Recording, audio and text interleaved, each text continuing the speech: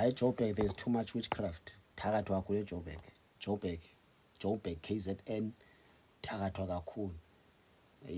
Ama-dev worship akhona ane-PhD, ane-masters and honors. Ama-dev worship akhona lento ye-witchcraft nalento yokuthakatha into enormal kwezindawo ezi. Ama-dev worship weak kakhulu eSouth Africa ngawase-Eastern Cape. Yabona ke yona ke hayi ubufuna ukwazi awona ama-dev worship weak eSouth Africa ngawase-Eastern Cape. Blind kakhulu awapha once wabiza umlilo ayajabaleka. eKZN yakwazi ba ongena ama-dev worship enkonzweni angazi nokuso sophazamisa iservice, athakathe kuda nendlela akwenye level nje because asebenza kakhulu ngesikhathi sobabu NJ babu Chiliza njalo. Even ase-Johannesburg ama-dev worship akhona awasixayekisi ngobheka enkonzweni ayiqonda ukuba and abanye abantu ngababeka izandla lingamanifest demon. Funeka ukuthi ubone in the spirit ukwazi ukwa-confronta lo mademon. So igcwele witchcraft eJohannesburg, kumdaka eJoburg in the spirit. It's very dirty in the spirit kulandawo. Kumdaka kakhulu and uSathana wayicima tu ivangeli. I want to say something and they take lendo out of criticize. I want to Joburg ndivisite kwinkonzo ezi2 on a Sunday. Ndaqoma soze ndiphinde ndiyenze into ekuthiwa kubathwa ndiyavisita. Ubona ngumfundisi ulala enkonzweni, zandalala enkonzweni. Oko ndamkhonza uJesu bengiqala ke ndisiba ndiyaphela andozeli. Uyaphela bobuthongo too much. Yebo. So into ezibangela lonto ke xa kulibandla lingathandazi and akuthandazwa pha kuyagidwa. Into ethandwa kakhulu ngumgido more than ukuthandaza. Ke mna ndibane bandla lingathandaziyo nabantu abanqina ukuthandaza. Nabantu xa bethandaza bathandaza normal, abangeni deep in the spirit. Andidibana lonto leyo. Not that ndiphakamile qha umoya wami ndizigade kakhulu because I want to be spiritual. Yendozela naphuma phandle naphinde ndangena naphinde ndabuya naboma ndiyaphela. Bona libe senkonzweni uthi inhliziyo yakho iva kabuhlungu pain. Abantu abaninzi abamazi uMoyingcele, abantu abaninzi abamazi uJesu. Ndiyakuhlebela nje. Abantu abaninzi badliwa indlala spiritual enkonzweni. Phume bajwa ingathi khandi khonza. Phume enkonzweni bengathi khanga ukhonze. Yebo. Ibhlungu lonto leyo. Kakhulu. And at Joburg kugcwele umoya we-celebrate. Even the pastors there are more like celebs. Umfundisi ke will never be a celebrity. Umfundisi is a servant of God. You are a servant of God, not a celebrity. We don't live like a celebrity team. No be spirits endawo kugcwele ispirits obasinga ngama celebrate but not that. Thina kumele si influence wase spirits endawo and live like ama celeb. Awuphenduka kanjani ama celeb? Xa nizonxiba ugushi enkonzweni, iteki ngugushi, ibhlukwe ngugushi, iskipa sami ngugushi, ndithwala ikepe enkonzweni. I mean come on. So uvuboma gama celeb la. Sekushunyayela uvuboma le message ayisoze incede le. Zawuphuma ndisenjalo. Njema ningene ndinje ngizophuma ndisenje. That's why ngingathanda uvisit ezikonzweni because of nginqebe ngathi ndiyajudge but there's a lot ekubajwa it needs nifuna ucorrectwa apha. Yebo nokungalalelwa kukamoya oyingcwele. It's very important ukumanyelwa kamoya oyingcwele because i-service idepende kumoya oyingcwele, idependanga kwi-program yethu, ayidependanga ukuthi senza kanjani. Hayibo amen. Ndiyabulisela ukwenza kanjalo. Even abazalwane ke inye into endiphinde ndayinotice eJoburg, abantu baseJoburg bamlambela uNkulunkulu. They are so tasty for God, hungry for God. Abantu bakhona uhlobo amnxanelwe ngakhona uThixo abakwazi nozibamba. Banxaniwe, they are so tasty for God, for the real gospel of Jesus Christ. Emotion eJoburg those celebrity pastors and those false prophets because abanye ngiyani ngiyabefundisa qha banomoya wokuphapha, moya wokuthanda izinto, moya wokuthanda izwe, moya ofuna ufana nama-celeb njalo njalo, moya wokuthanda imali, moya wokuthanda ifame, moya wokuthanda ukuba lapha. Yabona umoya wokuthanda uba lapha phezulu.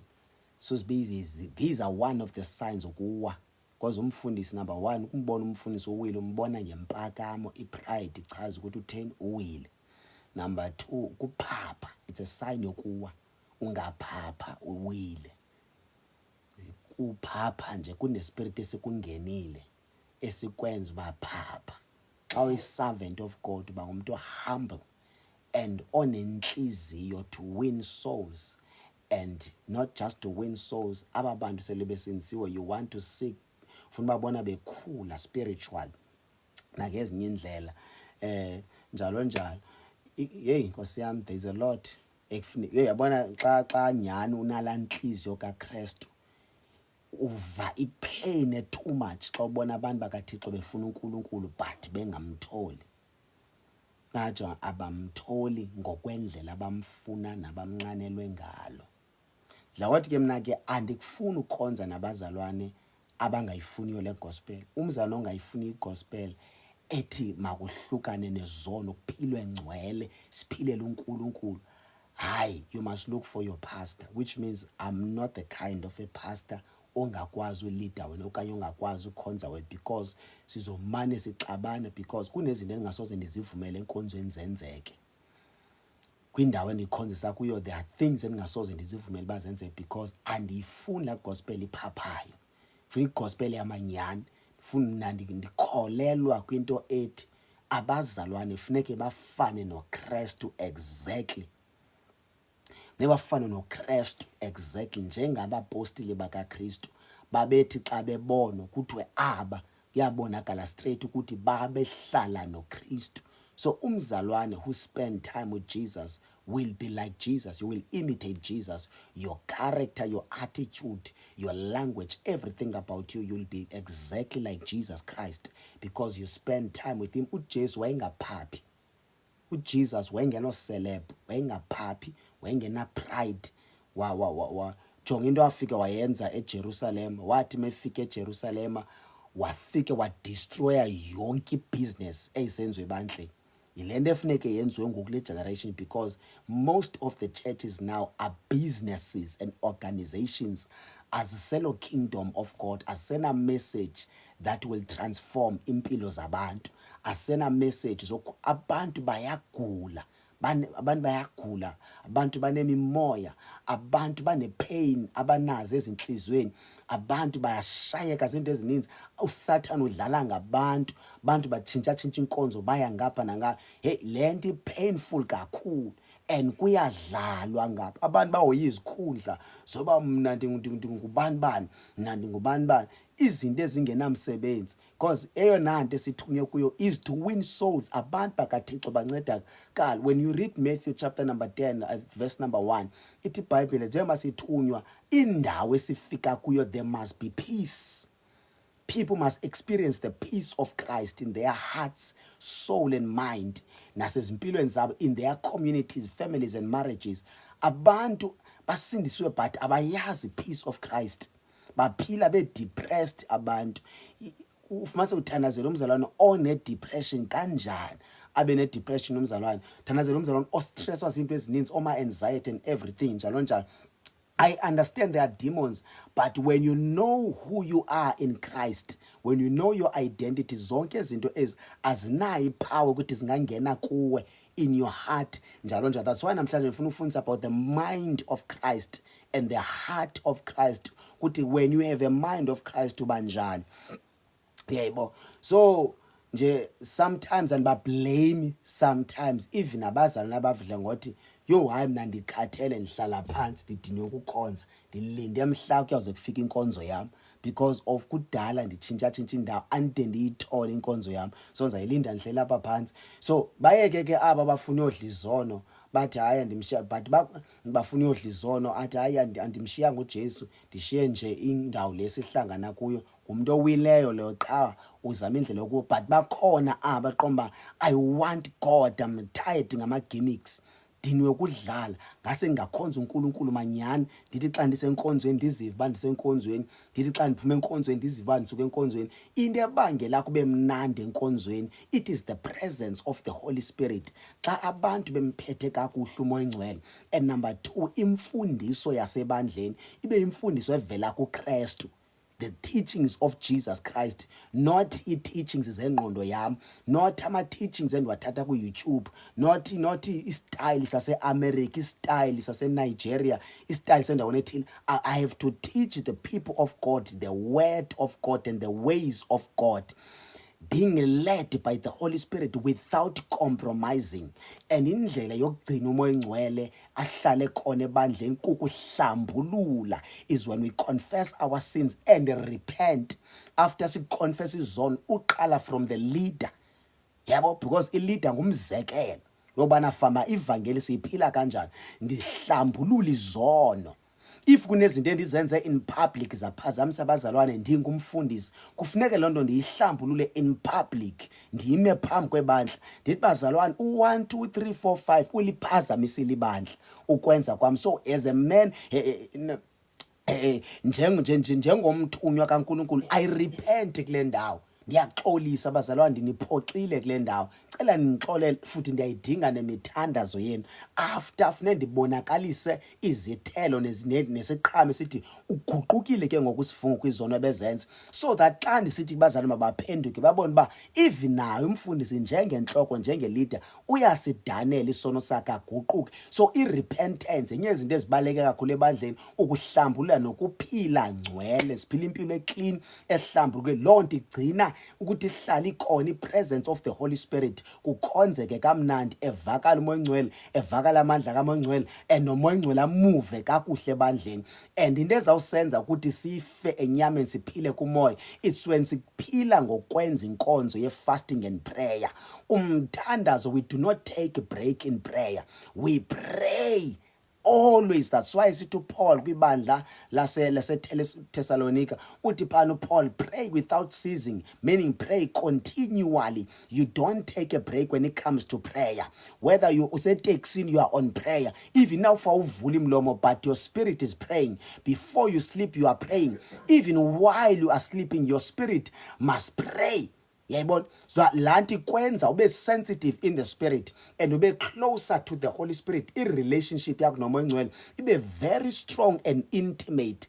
Then kuyaflow kakuhle nasebandleni kuthandaza ku-honorisha umnikazi webandla, which is the Holy Spirit. Simthande, simphathe kakuhle, singa-compromise, because i-compromise yiyo le bangela umoya engcwele angabikho imove kamoya engcwele. Abantu bagule ebandleni, babe depressed, babe ne-stress, babe worried, bahlutshwe zii-past, bahlutshwe zinto ezininzi nazi-sicknesses, because baphile enyameni, abamphethanga kakuhle i-owner of the church. Because ibandla leli kamoya engcwele, ibandla lelo likamfundisi, ibandla lelo likabani, church, the church of Jesus Christ belongs to Christ. Even abantu bakaJesu, they belong to Christ.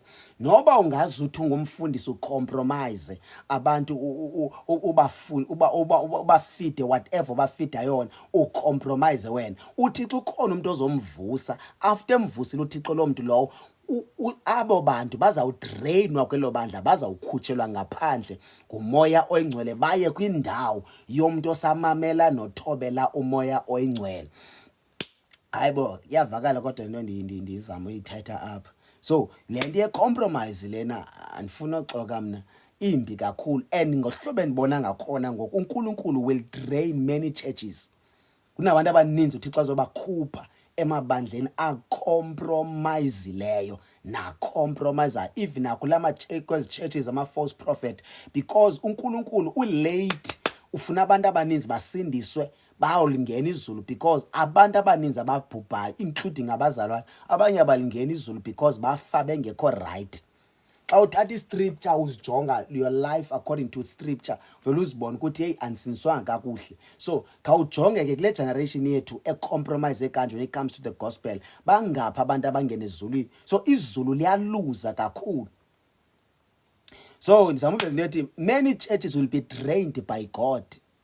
Drain akhupha abantu abaninzi, ashiyeke abo ke basathanda ukuphila la mpilo ke ye compromise.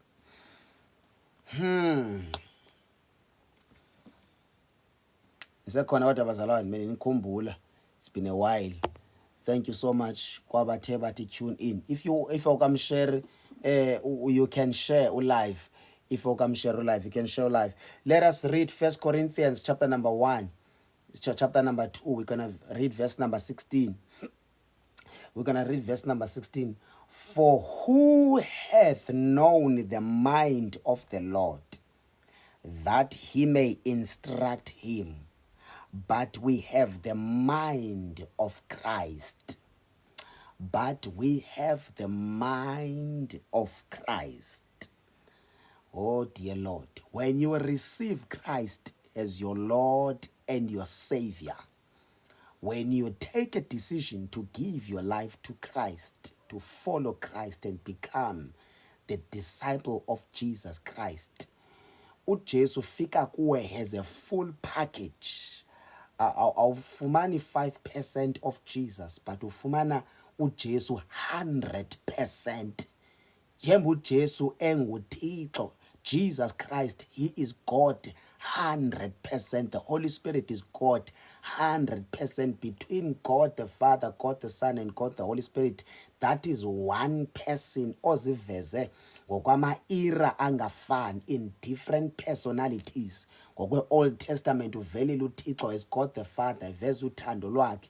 Naku simbone hamba no-Israel, because phaa kwi-Old Testament siyibona imithetho kaMoses plus nabaprofeti. Naku uNkulunkulu ehamba phaa evela ngokwe-era kaJesu. Naku uqala iNew Testament uJesu uyavela as God the Son, uze esenyameni uzoshumayeza abantu, uzobaxela nge-kingdom of God, uzofela abantu, uzonqoba, uzodestroya isono, ufika as God the Son, njalo njalo. Waligqiba ixesha lakhe uJesu wahamba, kwabe sekushiyeka umoya oyingcwele. Umoya oyingcwele ke naye bobathathu aba bantu, umuntu uyi-one lo. Ndingafana ukwenza umzekelo ngeqanda, i-egg nayo inama-layers ayi-3, inala cover yakhona siyibona engathi ifuna uba gold ngaphakathi, ibe nalanto yakhona ingathi ngamanzi, ngaphakathi lanto ingamanzi, bekhona into eyelo eyiyoko. So iqanda liyi-one sibiza ngoba it's egg xa siyibiza, but xa uyijonga ine-layers ezingaphi ezi-3, but igama lakho litheni liyi-one, i-egg. Even nelanga ndingenza umzekelo ngalo, ilanga the sun eli liphaa phezulu elisinikeza i-light, phaa kwilanga ufumana i-light lenza kube bright sikwazi ubona. Number 2 ufumana i-heat, heat which is ubushushu. Number 3 ilanga lona eli design ezilanga. So uNkulunkulu kwe unjalo uyi-one, but abe etheni operator ngendlela ngokwe-personality ezintathu. Abekho abantu bami abadla ngokubhala ama-verses, nomnye ne-gift yokubhala, you can still write. Yebo, so ngizama uveza into ethi ke ngoku xa efika kuwe uJesu, when you receive Christ, umfumana uJesu ezohlala kuwe has 100% God. Akuye kuthiwe we will minus his mind, we will minus his heart, we will minus his glory, we will minus his holiness, we will minus at least must besimnika u5% of Jesus Christ. Ayikho into ekuthiwa ufumana i5% of Jesus Christ. When you receive Christ ufumana uJesu enguJesu 100%. Ndidla ngothi ke mna ke you cannot give what you don't have.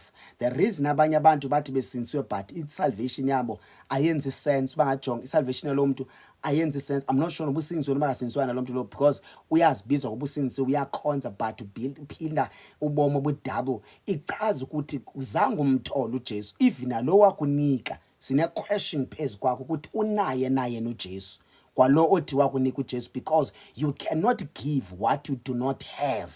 Lento kusindiswa it's like impartation. Xa umuntu umnikeza uJesu, umnika uJesu because even kwalapha kuwe uyaphila uJesu.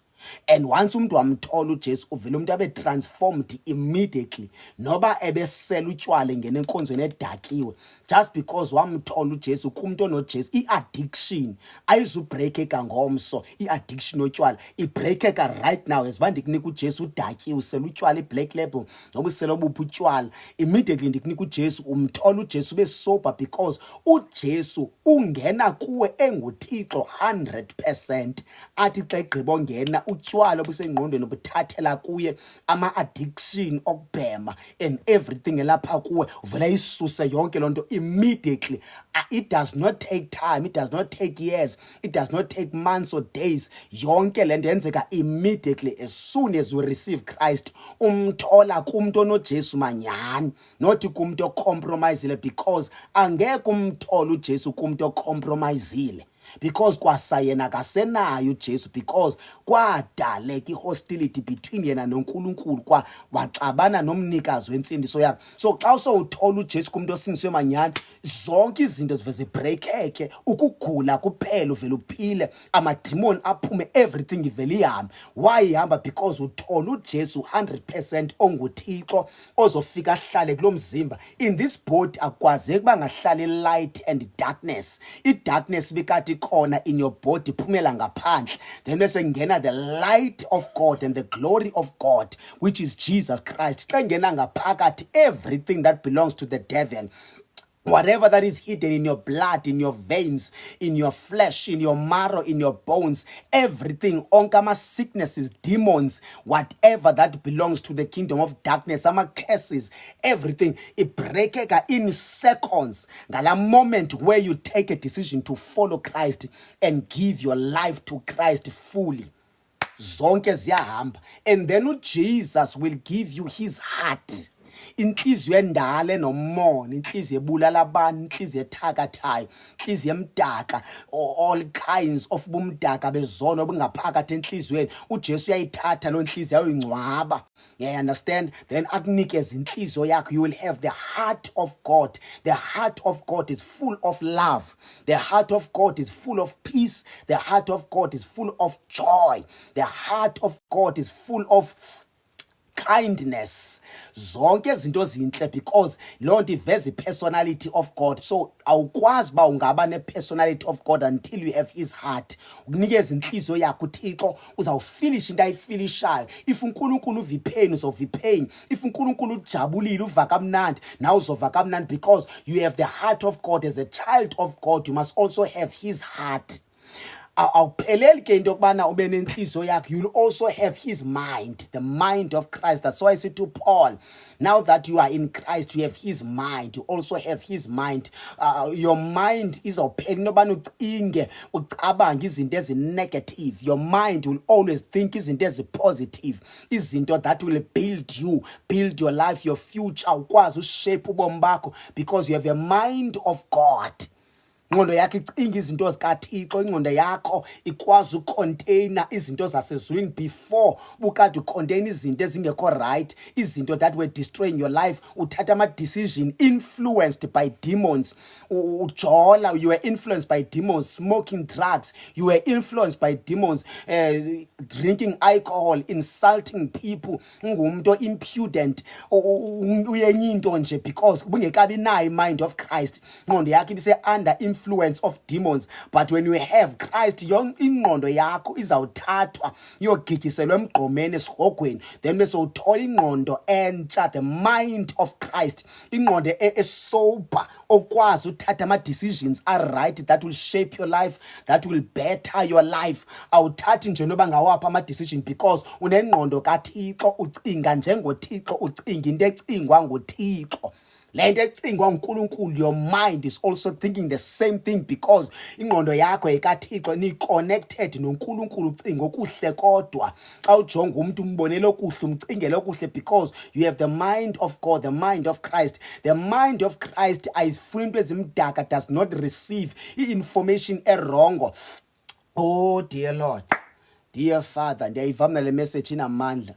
The message is going to change your life now. So idenzekayo unamehlo, you have eyes, you have la mehlo, the physical eyes, you have nama physical ears, indlebe ezikwazi uva, amehlo akwazi ubona. Let me tell you something, amehlo nendlebe, it's like an agent. Umsebenzi wabo is to take the message, noba yenjani, whether it's a good or bad message. Umsebenzi wamehlo is to make sure ukuthi bathatha message. After bathatha message, they bring to your mind. bayizise engqondweni yakho umyalezo. Uzobona intombazana wena bhuti emile kahle, nayo ke nendlela egqoke ngayo ithi ndibuke ndimile kakuhle, njalo nje izawugqoka ithi ndibukezwe. Nawe amehlo akho uthi xa umjonga, amehlo azawuthatha imessage. After ethatha imessage athi amehlo wazi yamila kakuhle nansi intombi, mjonge well built umzimba wakhe. Ithatha imessage isengqondweni, izafika yonokha on the gates of your mind. Fika inokho ingene ngaphakathi, iyongena eofisini apha engqondweni yakho. Xa ifika ngaphakathi eofisini ithi le ntombi imile kakuhle, uyayiyeka na? Bese lifika noSathane because of the message ethathwe ngamehlo. Oyifaka engqondweni athi uSathane nansi intombi imile kakuhle mzalwane. Uyayeka ulibele ubuzalwane. Utheni userious kangaka manje? Nansi intombi nendlebe ngapha, uzawuva kushaya igqomo tira nabanye abantu njalo njalo. Kutheni izinto imessage izawuthatha imessage indlebe, ayithi ndikhethe imessage ethile, ngumsebenzi wayo. These are the agents. Zithatha imessages zisa in your mind, whether into ezawufika ithi pollute your mind okanye into ezawubuild ingqondo yakho. So engqondweni yakho, in your mind, you are also sitting on your mind. You are like a CEO in your mind, une office yakho. Then when office yakho engqondweni nguwo zo decide ukuthi is this the right message for me or not. Uthi thank you my eyes for imphathela this message, but this message is not for me because it's gonna pollute my mind. Before senze isono nangenhliziyo nangezenzo, siqale kuyonegotiate engqondweni eofisini apho wena ohleli khona, apho ama choices and power of decision owathatha khona. That's where it does not mean xa usasicinga isono senzile uSathane sasipresent veze kumotivate nasi sono sense awukasenze, but on the minute usimeditator yona. That's why noma ongcwele ezokhuza athi don't isucingisisisa lento, rebuke le voice, rebuke el demon, because lento ifuna to pollute your mind, ifuna ungcolisa ingqondo yakho. Once ingqondo ya decide ayithathe imessage oyifaka enhlizweni, inhliziyo ayisena choice because uhlulwe ingqondo. Ithi noba inhliziyo ayifuni but yohlulwe ingqondo, ubona so receive message uyithatha. So wena njenge CEO uhlele engqondweni yakho, uThixo uhlele enhlizweni, uwothatha ama decision ba le message is right for me or not. The mind of Christ. When we see engqondweni yakho uhleli kanje ngami, kusisitulweni hleli kuso.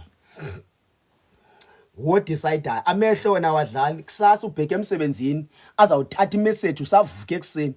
Indlebe izawuthatha imessage, impumulo zakho uzathi noba uzila ukudla, your nose will take message athi uyawavela amaqanda nuka kamnandi, uyayiva Russians okudla, ithatha imessage isapha because ezinto zisensa everything, ziyithathe ziyoxakekisa ingqondo bangajongi kwimpi ixakekile. That's why sithi back ilapha engqondweni, impi ilapha engqondweni, uliwa la apha engqondweni yakho. So that's why ke athi uNkulunkulu xa ethethe in the last days umthetho wami, which is the word of God, izawubhalwa ezingqondweni zabantu. That's why you have to saturate your mind with the word of God.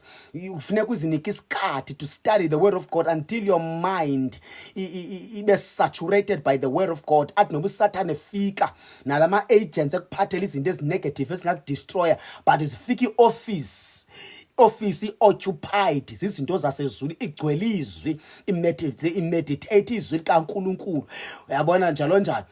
Oh dear Lord, nenhliziyo ufike igcwele ngaphakathi into zikaNkulunkulu because you invest isikhathi sakho esiningi studying the word of God. Ugcwele in your mind, ugcwele in your heart, ugcwele uThixo, ugcwele izwi likaNkulunkulu. So ndizamuveza izinto ethi ke bazalwane, ingqondo leni kuze ukwazi uyicontrola kakuhle, uncedwe umoya ongcwele. Nansi lo tata lo ekuthiwa izwi gcwale amavesi xa uhamba endleleni, uthi noba ujonga yazi xa selusindiswe nyani umphilela kakuhle uJesu yawakhupha lamehlo la, iyawakhupha wathatha walahle esihogweni, akhupha indlebe awuzilahle esihogweni, impumulo zonke izinto azithatha uzilahle esihogweni. Mase ba noba uyasibona isono but awusiboni usibona, yakwazi uphila kulomhlaba ngcwele ude ukhohlwe noba zikhona into okuthiwa zizono, because your mind is occupied, saturated by the word of God. Ayikho enye into oyicinga, ukhohlwe tuba kunento ekuthiwa zizono. Zikhona izono ngothuka uba umuntu kusekho umuntu osajolayo, kusekho umzalwane kusekho umuntu osekulo level yokujola from here to here, because ulevel yokujola yona level ephansi. Ndothuka uba kunabantu abaphaphela umjolo because umjolo out of fashion. Yebo, zinto ezi out of fashion, ubajonga surprised man. Abanabo abantu bephoswa izinto zikaThixo. Mna ndidla izinto zasezulwini. Xa ufunde esi scripture 1 Corinthians chapter number 2 uthi xa ethetha uPaul izinto azambulelwa nguMoya Ingcwele ku verse number 9 uthi kunezinto ezingekabonwa ngamehlo, the eyes has not yet seen, the ears has not heard yet, izinto ezibekelwe abantwana bakaThixo abamthandayo. There are things uMoya Ingcwele afuna ukuzambula, azambulela abamthandayo are those who have sacrificed their lives for God. Bathatha la mehlo bawaphose esihogweni banikwa amehlo amatsha. Uthi noba usibona isono but usiboni, uthi noba usiva ngesono but awuva, because unendlebe ezintsha ezingcwele, ungcwele nasezindlebeni, ungcwele nasemehlweni, ungcwele sewusiva ismell, because wakhululeka kuma addiction. uJesu fike wahlala kuwe 100% as God. Kuthiwe xa usamkela uJesu ingqondo kaJesu yakhutshwa, izawulindwa after 10 years bengona uthola ingqondo kaJesu. No, the mind of Jesus is his word. That's why you have to study the word. The more you study the word of God is the more your mind will be transformed by the word of God. Oh dear Lord, mnandi ukusindiswa manyani. Oh, network. The devil is a liar. Ayikabikho right network. Satan unomona Satan. Satan unomona. Ayikabuyi network. Cela xa sibuyeleni isazise. In the name of Jesus, I pray against the demon fighting network because of this message. In the name of Jesus, Lord, I rise against any spirit as fighting network.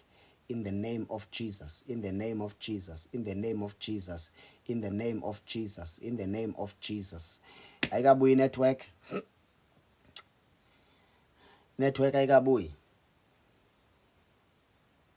Network.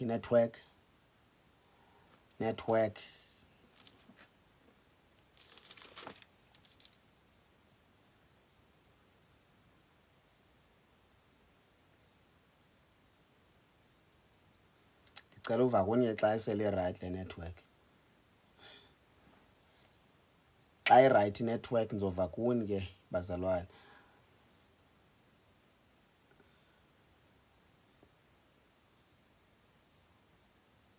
Oh dear Lord, in the name of Jesus.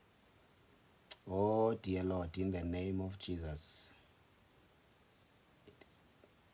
Okay, abanye bathi right, abanye ngathi basakhala. In the name of Jesus. Kuyanetha upon call, it's raining here. Anza nilinda bazalwana ndizudlula. Ndizudlula. I-right kum, it's very bad on my side. Okay, oh dear Lord. Oh dear Lord, your network isibuyile. The network connection comes and goes.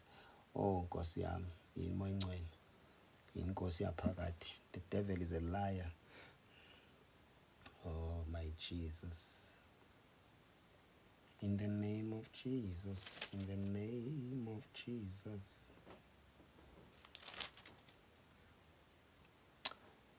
Ayikabuyi.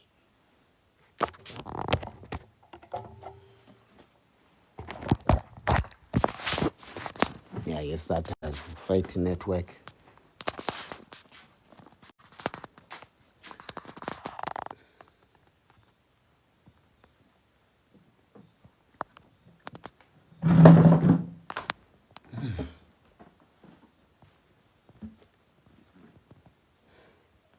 Ayikabuyi nango network.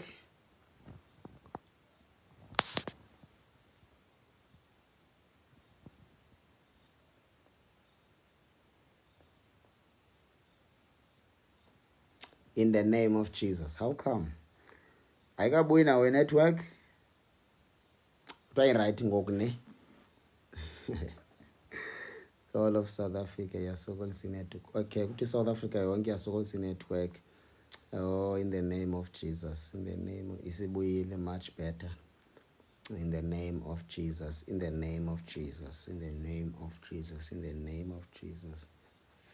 In the name of Jesus, in the name of Jesus, in the name of Jesus, in the name of Jesus, in the name of Jesus, in the name of Jesus. Okay, before we pray, bazalwane, because we will close now. Before we pray, I'm gonna in the same book, same chapter, same book and same chapter. I'm going to read verse number 10. I'm going to read verse number 10. If you know rush, if you fight the network. Okay, verse number 10. But God hath revealed them unto us by his Spirit. For the Spirit searches all things, the deep things of God. The deep things of God. What man knoweth the things of a man, save the spirit of man which is in him? Even so the things of God knoweth no man, but the Spirit of God. Now we have received not the spirit of the world, but the Spirit which is of God, that we might know the things that are freely given to us of God. If nobody has a scripture sitting, it is only the Spirit of God esikwazi yongena ngaphakathi in the mind of God. The Spirit of God esikwazi yongena ngaphakathi in the mind of God, in the heart of God, just to know ukuthi zintoni izinto ezisenhlizweni kaNkulunkulu nasengqondweni kaNkulunkulu. Umoya Ngcwele uyazazi zonke izinto ezicinga njengoba nihleli apha. Umoya Ngcwele wazi into ecingwa nguThixo, wazi into eplanwa nguNkulunkulu, wazi into esenhlizweni kaNkulunkulu umoya Ngcwele. The same Holy Spirit owazi everything nama meetings abanjwe ezulwini. The same Holy Spirit and Jesus uhleli apha kum, uphila apha kum, uhleli enhlizweni yami, uhleli engqondweni yami. So which means if ndihleli nomoya Ngcwele, ndihleli kumoya Ngcwele, ndizawukwana, I will know izinto ezifihlakele ezingaziwayo ngabantu abangaphiliyo kuye umoya oyingcwele. So it's very important le ndaba le message. Le message it's very important. Ndizophinde ndibuye le message uSathane ethanda engathandi. On Saturday I will come back for this message. Siphinde nishumayele le message izaba no part 2 why. So ndizamufeza into ethi ke ngoku umoya oyingcwele wazi izinto deep about God. That's why uJesu wayemazi umuntu ukuthi ucinga ntoni. It was because of the Holy Spirit. Umoya oyingcwele searches izinto deep. Umoya Ngcwele yakwazi ukuthi umuntu umjongile afika search izinto deep ngalo muntu. Umoya Ngcwele akwambulele izinto ezinzulu ngomuntu, whether ngumuntu right or ngumuntu wrong, ambule izinto umoya Ngcwele. Umoya Ngcwele yakwazi ukuxela everything ngeplan ezulwini, izinto ezithethe ezulwini. Umoya Ngcwele yakwazi uzakwazi ukuxela indlela afilisha ngayo xa sivi pain asohlambulula kuwe. Umoya Ngcwele axela but this is how I feel, ndilimala ngohlobo linyazwa into ethile. Yakwazi umoya Ngcwele aze kuwe ezokhala kuwe because of the pain aiva. When you have a heart of God, ento ndithetha ngazo uzozazi. That's why sometimes xa ubona abantu bakaThixo kudlalwa ngabo uvi pain, because you have a heart of God. Uva kabuhlungu in your heart, in your spirit xa ubona abantu bedlalwa, bona abantu bencanelwe uNkulunkulu belambile but kube kudlalwa ngabo. Now uvi pain in your heart because you have a heart of God. Xa unenhliziyo kaThixo bazana awuvi kamnandi. Yava ndinathi senkonzweni ienga ndandinathi senkonzweni. Nandangafuna uba neanger but iyazenzekela apha enhlizweni yami ndisenkonzweni kodwa andithandi ngohlobo endibona abantu abangathathwa serious ngakhona. And ogqibela mase ba kunabantu 3 abantu abaqala ungena enkonzweni baphuma bekhange bamkelisa uJesu. Dasibuza many questions, njani abantu bezenkonzweni bangakwazi ukuthola uJesu. So lanti ipain serious kakhulu xa unenhliziyo kaThixo. So xa uthola uJesu you also receive his heart. Xa uthola uJesu you also receive his mind. Indlela afilisha ngayo uzayifilisha nawe. Xa ekhala uzawukhala. Uzawuthi enye imini usadla ukudla uve kwehla inyembezi because uvi pain eviwa kuJesu. Athi uJesu njengoba usidla abantu bami bayaphela, abantu bami kudlalwa ngabo. You have the mind, uzoba nengqondo kaKristu. Wisdom ozoba nayo izaba too much. The wisdom you have because une wisdom kaThixo above abantu abaziphilosopher nama scholars, nabantu aba-educated kakhulu, nabantu abafunda iBhayibheli too much, nabazi history. But because you have the mind of Christ uzoba wiser than them, ama philosopher nabo bonke abantu. Look at Jesus Christ.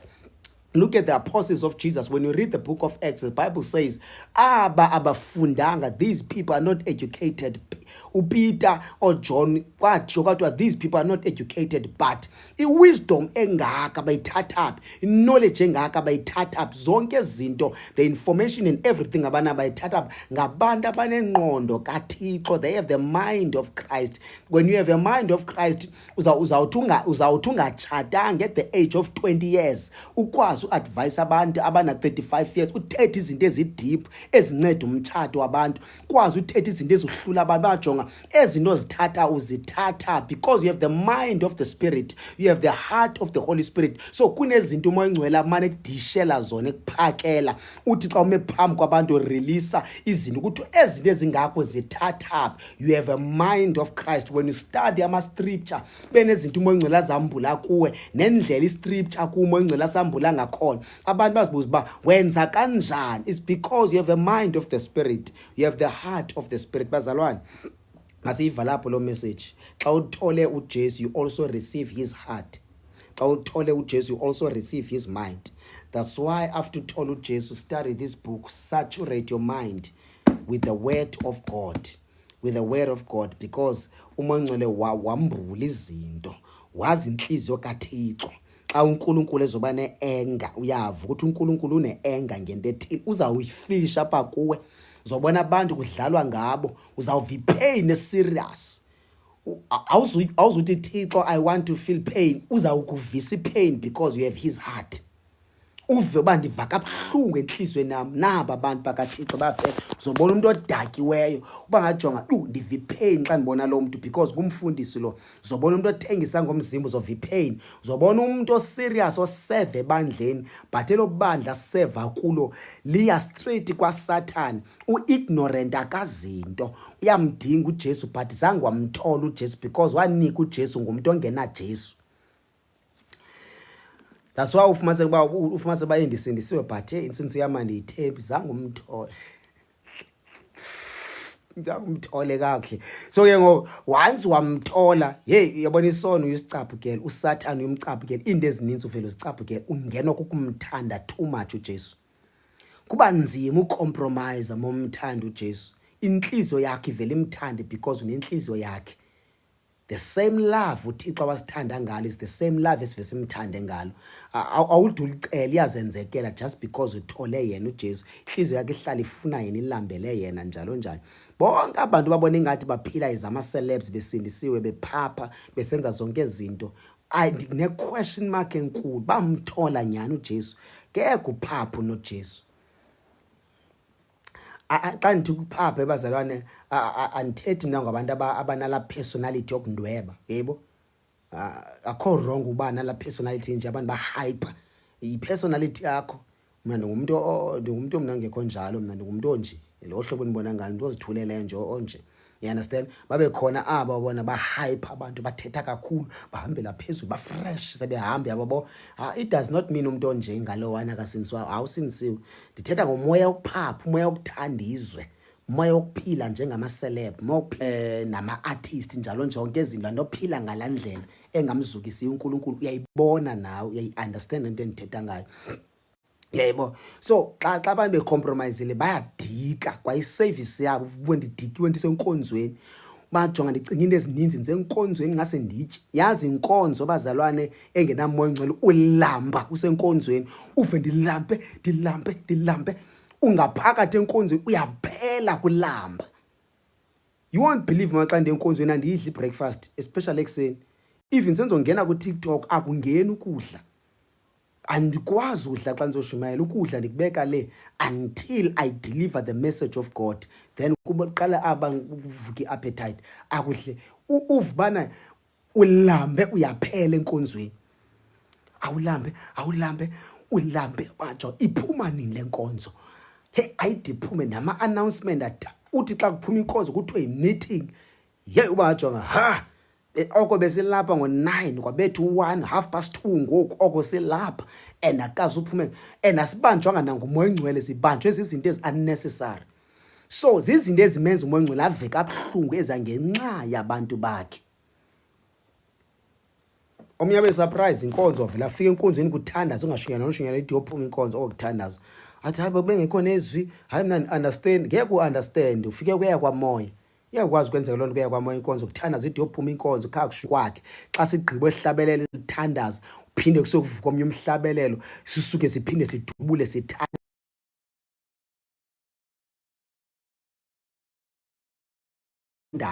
sithanda side siva ha izulu sixakene nezulu emveni koko xa kuthiwa ubani vala inkonzo asathi may the grace of the Lord Jesus and the sweet fellowship of the Holy Spirit abide and rest iphinde siqale phansi inkonzo sithandaza bekusenziwa nje inkonzo yofefa igrace nje injalo inkonzo kaMongcwele unpredictable asiyazi bizoqhubha kanjani asiyazi bizophela kanjani ngabantu bakamoya baphila nabahlala kwamoya kwenzeka nje izinto ezininzi ezenziwa ngumoya oyingcwele andifuna ukuqhatha uzawulamba usenkonzweni xa uMongcwele engaphethwa kakuhle ulamba amathumba jijeke uve ndiyaphela donsa amanzi abanye that's why abanye abantu babhizi bamuncana nesweet enkonzweni abanye badla indlala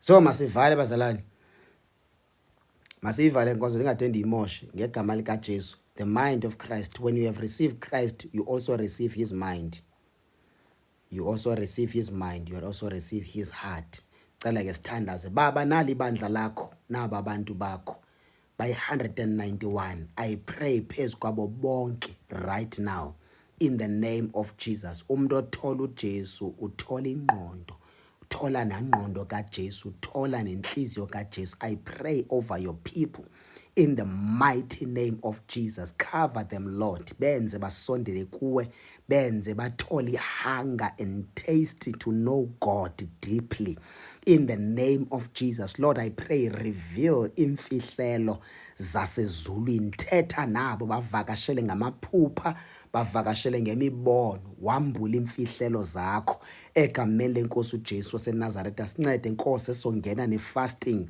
thandazela inkosi yami ukuthi usincede nakulo fasting esobe siyenza ube nathi moyingcwele ngali igama lika Jesu sikhonzise kamnandi siva incasa yakho siva amandla yakho siva umlilo wakho siva anointing egameni lika Jesu Christ waseNazaretha protect your people oh God in the mighty name of Jesus your hand moyingcwele mawuhlale phezu kwabo you are our refuge you are our hiding place Lord I pray in the name of Jesus we hide in you oh God ngegama lika Jesu khweleta ngathi ungavumi noba usathane phakame efuna ukulwa nathi kodwa angasitholi ngenxa yamandla kaMongcwele nomlilo in Jesus Christ's name amen. Siyabonga kakhulu abazalwane egameni lika Jesu waseNazaretha. Thank you so much for attending iservice yanamhlanje. I'm going to see you on Saturday ngo 8 o'clock ebusuku. Remember we'll be on prayer and fasting on Saturday, one day fasting and prayer before kuphela November. We're going to do 3 days fasting before singene ku December. Singene ku December singafastanga sizithandazele and also pray for our families, our brothers and sisters, our parents, our kids. So we're going to do 3 days fasting before kuphela inyanga. Remember anzawenza lama announcement until ndide kufika uDecember. Here's from 1 December until after 25 ka December I will not be available with social media. If you want to call me you can call me, but I will not be available. If you want to WhatsApp me on WhatsApp I will not be available ku TikTok. Zawuqala ukwenza live TikTok ekupheleni konyaka before maybe kweza date is oma 28 9 kokubheka phaya. I believe kulapho ngizoqala khona ukwenza ama services. Kodwa apha ekuqaleni konyaka ekuqaleni kwenyanga ka December I need time to refresh, spend time with the Holy Spirit because 2026 kunyaka esoba busy kakhulu kuwo. Hleze sizofika kulo ndawo okuyo nawe thandaza manje ukhwaza igama lami uthi usifungu makazofika nalapha. Usifungu makazofika nala mabe ngumthandazo wakho noba uyi1 kulo ndawo kuyo njengomama eHalf Reinet uyi1 pha noba uyi1 uthandaza uMongcwele umasa unendlela zakho ungundlela zaziwa. So ngoJanuary we will bring a revival eJohannesburg, imvuselelo yomlilo. Will bring a revival eJohannesburg because phayana sizoplant ibranch ezoba yaseJohannesburg ngegama lenkosi uJesu. Unyaka nje uqala will make sure ukuthi siplant ibranch khona eJohannesburg. Abantu abaserious sizawukhonza nabo. Jongani ke bazalwane, before I close ufuna ni understand eyami calling ibihamba kanjani. Ndifuna uyichaza lento. If you want to understand ukuthi ningumshumayeli onjani, go and study the book of Acts. Book of Acts. EJohannesburg ndihlala eCampton Park kwindawo ke kuthiwa kuseBashley ne. Sizawuhlala khona, sihlala khona. Nangona ndiseDurban ngoku, kodwa ke phaya sizobe sipha andishiyi iDurban. Bangachima abantu ndiyabashiya iDurban, andishiyi iDurban.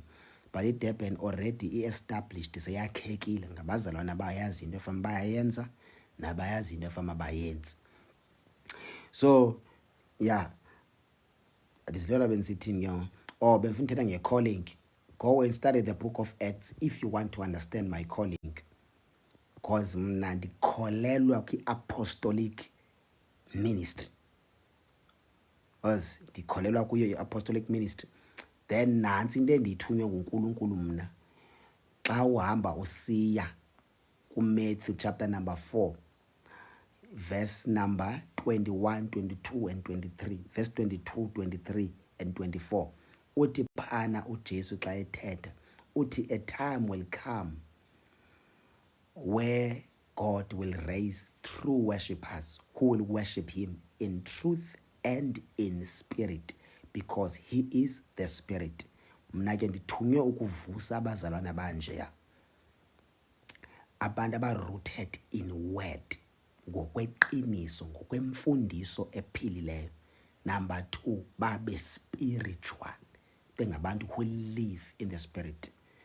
Abantu abangazudependa kumfundisi, abantu abangazothi xa ingekho umfundisi batyhafe baphelwe ngamandla, abantu abazothi ekhona engekho umfundisi ngabantu abahlala behamba noThixo qha njengebandla lezenzo.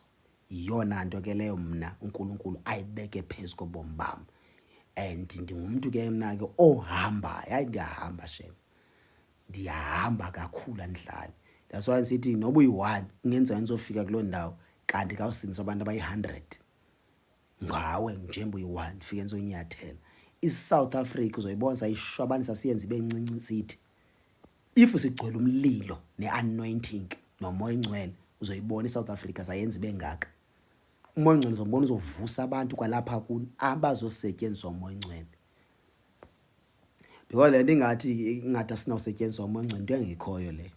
Wonke umuntu on the days of revival must be used. Ndisatsho namhlanje umuntu ngeentsuku zemvuselo makasetyenziswe. Le ntombazana ndithetha ngayo yaseMsamaria leya uJesu wayishumayeza endaweni enequla, kodwa yafika yashumayeza iSamaria yonke yaphenduka yaza nabantu kuJesu. Uzama ungixela wena kuloo ndawo ukho kuyo uyi-1 uNkulunkulu ngeke akusebenzise. Once wathola uJesu kakuhle, wathola umoya ingcwele kakuhle, uzozibonela wena awuzuba na choice, uzosetyenziswa.